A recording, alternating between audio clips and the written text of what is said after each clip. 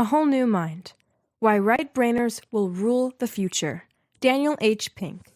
As everybody knows, our brains are divided into two hemispheres. The left is sequential, logical, and analytical, while the right is non-linear, intuitive, and holistic. In A Whole New Mind, best-selling author Daniel H. Pink uses these differences to yield a powerful metaphor for interpreting our present and guiding our future, suggesting that some of the supposedly frivolous qualities of our right brain, such as inventiveness, empathy, joyfulness, and meaning, will power the economy of the future during the up-and-coming conceptual age. So, get ready to learn how to survive and thrive in this emerging world of tomorrow, and prepare to learn the 6 essential aptitudes on which professional success and personal satisfaction will depend in the future. The two halves of your extraordinary brain. Your brain, Woody Allen's second favorite organ, is a complex thing. In fact, according to James Watson, the man who discovered the structure of DNA, it may be the most complex thing we have yet discovered in our universe. Just consider the numbers. A typical brain consists of some 100 billion cells, each of which connects and communicates with up to 10,000 of its colleagues. Together, they forge an elaborate network of about 1 quadrillion connections that guides how we talk, eat, breathe, and move. And yet, for all its complexity, the brain's topography is simple and symmetrical. There is a sort of neurological Mason-Dixon line, which divides the brain into 2 regions, your left and your right hemisphere. For most of history, scientists deemed these regions separate but unequal. Thanks to the discovery that man's ability to understand and speak language depends almost exclusively on the proper functioning of the left hemisphere, during the 19th century, it was the left side of the brain that was considered essential, and the right illiterate, subordinate, and sometimes not even conscious.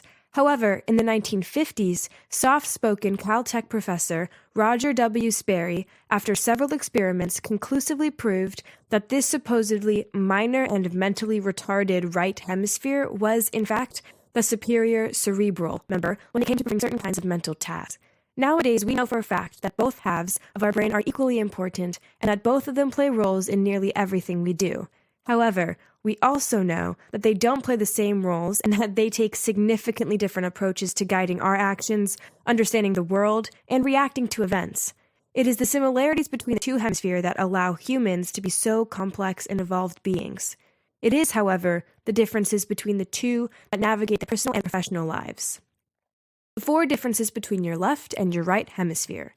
Thanks to the advancement of technology and the fast dissemination of knowledge, during the last 3 or so decades, scientists managed to discover the 4 key differences between the left and the right hemisphere. 1. The left hemisphere controls the right side of the body. The right hemisphere controls the left side of the body.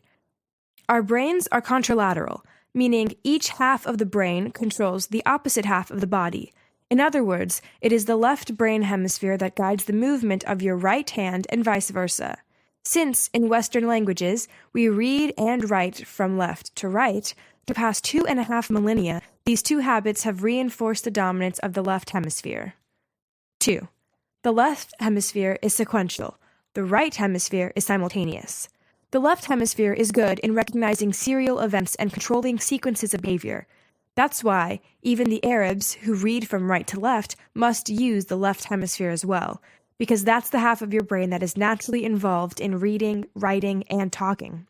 The right hemisphere, on the other hand, is particularly adept at interpreting things simultaneously and very useful in interpreting faces. Think of the sequential/simultaneous difference like this, writes Pink. The right hemisphere is the picture. The left hemisphere is the 1,000 words. 3. The left hemisphere specializes in text. The right hemisphere specializes in context. Even though it is the left side of your brain that is responsible for language-related activities, it wouldn't be able to do the job on its own. The same sentence, say, "I love you," can mean different things in different contexts, and its meaning varies according to which word you'll choose to emphasize. To oversimplify this a bit, the left hemisphere handles what is said, and the right hemisphere focuses on how it's said. The nonverbal often emotional cues delivered through gaze, facial expression, and intonation. 4. The left hemisphere analyzes the details. The right hemisphere synthesizes the big picture. In general, the left side analyzes information. It breaks the whole into smaller components, while the right hemisphere synthesizes it. It weaves smaller components into a bigger whole. Put more colloquially, the left hemisphere is exceptional at grasping the details, but the details make no sense without the bigger picture that only the right hemisphere can see. All in all, you need both hemispheres of your brain to lead a healthy, happy, and successful life. However, the contrast in how our cerebral hemispheres operate does yield a powerful metaphor for how individuals and organizations navigate their lives. Think of people more comfortable with logical, sequential, and computer-like reasoning as left-directed thinkers. They tend to become programmers, engineers, lawyers, accountants. Right-directed thinkers, on the other hand, are holistic, intuitive, and nonlinear. They tend to become artists, entertainers, counselors, inventors. Strictly speaking, in terms of imagery, it has always made a difference whether you're essentially a left-directed or a right-directed thinker. It will make an even bigger difference in the most immediate future. The 3 acts of modern history and the 3 A's that will change it. Modern history is essentially a 3-act drama. In Act 1, the Industrial Age, the protagonist was the mass production worker, defined by its personal fortitude and physical strength. Since the economy during these times was powered by efficient assembly lines and massive factories, brawn mattered far more than brains. But then came Act 2, the Information Age, and this all suddenly changed. Nothing was now more important than information, innovation, and knowledge. The central figure of this act was the knowledge worker, defined by the great Peter Drucker as someone with the ability to acquire and to apply theoretical and analytic knowledge. So, essentially, the knowledge worker was the archetypal left-directed thinker. The programmer, the physician, the statistician, the mathematician. However, at least in the West, we are currently living in the middle of the curtain rising on Act 3, the conceptual age. Pink predicts it will be the age of 2 masters of right-directed thinking, the creator and the empathizer. How did we arrive there? In essence, thanks to mass production workers and left-directed thinkers, they were just too good in what they were doing and made themselves obsolete in the end. This process, too, was a 3-act drama moved by 3 forces that, with every passing day, are tilting the scales more and more in favor of right-directed thinkers. Abundance. With the material needs of millions satisfied, and even oversatisfied, people have more time and energy to care for things like beauty, emotion, and meaning. Asia. According to most studies, 1 in 4 U.S. jobs is at risk of offshoring. The reason is simple. Asians can perform routine, left-directed work and significantly lower costs than Westerners. Consequently, knowledge workers in the West have no choice but to start mastering abilities that can't be shipped overseas. Automation. Computers can do almost everything better, faster, and cheaper than people. So, very shortly, robots will almost certainly supersede low-cost Asians in the same way Asians overtook the jobs of left-directed Western thinkers, who, in turn, displaced blue-collar assembly line workers after the Industrial Age. So prepare for a dramatic change. Though left-directed aptitudes, the sort of things measured by the SAT and deployed by CPAs, are still necessary, they are no longer sufficient. Artistry, empathy, intuitiveness, holistic thinking, a few right-directed aptitudes so often disdained and dismissed, will be increasingly sought after in the future. It's a dizzying but ultimately inspiring changes, writes Pink. The 6 high-concept, high-touch senses of the future. The information age was the age of high-tech. However, high-tech is not enough during these abundant times when someone overseas or a computer can do your job cheaper or faster. So, it's time we start supplementing our high-tech abilities with abilities that are high-concept and high-touch. As defined by Pink, High concept involves the ability to create artistic and emotional beauty, to detect patterns and opportunities, to craft a satisfying narrative, and to combine seemingly unrelated ideas into a novel invention. High touch, on the other hand, involves the ability to empathize, to understand the subtleties of human interaction, to find joy in oneself and to elicit it in others, and to stretch beyond the quotidian in pursuit of purpose and meaning. There are 6 essential right-directed aptitudes, which Pink calls the 6 senses, that should help you upgrade your left-directed skill set to another level and eventually develop the whole new mind demanded by your future. 1. Design, not just function.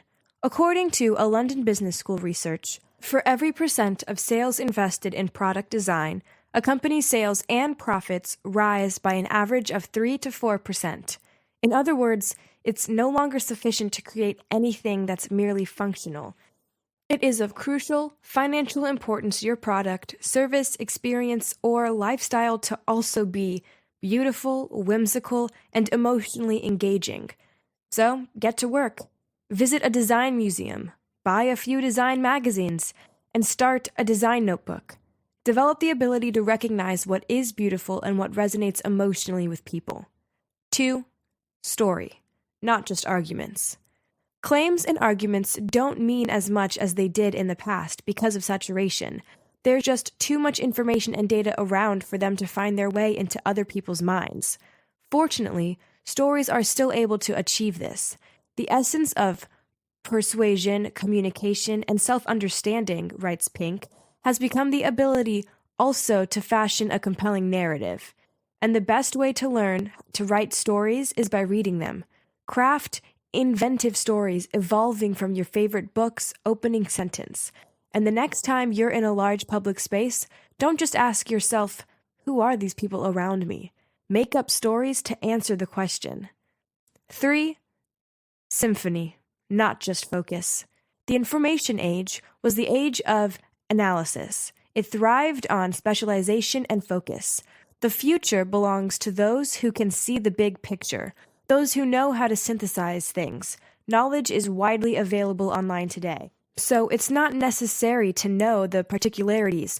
What is essential is to be able to combine them into something bigger and more meaningful, a harmonious symphony. 2 great ways to expand your capacity for a symphony is to learn how to draw and to keep a metaphor log. Both will train you to see associations. 4. Empathy, not just logic. As computers take over the more logical aspects of our existence and organization, the people able to forge relationships and empathize with others will be the ones to thrive. It's easy to replace programmers with robots, but physicians, lawyers, and social workers are irreplaceable. To develop your empathy, put yourself in the shoes of others and volunteer. Also, take an acting class if you want to. 5. Play, not just seriousness. As they say, all work and no play makes Jack a dull boy. It took us some time, but we finally realized that the human being is essentially a playing creature. Homo ludens in Latin. This is why we have already started learning through video games, and people have started making serious money playing them. In the conceptual age, this will only intensify. So, get in touch with your inner child. Laugh out loud. Play games. Be joyful. And do this while you're working. 6. Meaning, not just accumulation. A person with existential problems, shortages of food, clothes, or shelter, doesn't have time to pursue more significant desires, such as purpose, transcendence, and spiritual fulfillment. However, nowadays, most Westerners are rich enough to do just that. As the pursuit of money becomes secondary, the search for meaning becomes a driving force in many people's lives. Consequently, yoga studies, green products, and purposeful work assignments aiming to improve the world have evolved from being perks and embellishments to essential elements of the Western business world even today. Prepare for an even more spiritual future. Final notes. Thought-provoking, audacious, and profound. A Whole New Mind was originally published in 2006. The years in between have vindicated Daniel Pink, the the world has indeed become more creative and spiritual, and right-directed empathizers are increasingly more valued than left-directed knowledge workers. It's your turn. Hi, I'm Rhonda, and this is an exclusive audiobook video recorded for the Audiobook Master Channel. Enjoy your audiobook and have fun learning. Don't forget to subscribe and hit the notification button so you'll get updated on our next upload. If you liked the video, give us a thumbs up and say your thoughts about the book we just covered. Do you want to listen to a summary or review of a book that we haven't covered in the past? Say it in the comments below or send us a message. Don't forget to check our other uploads. Enjoy listening!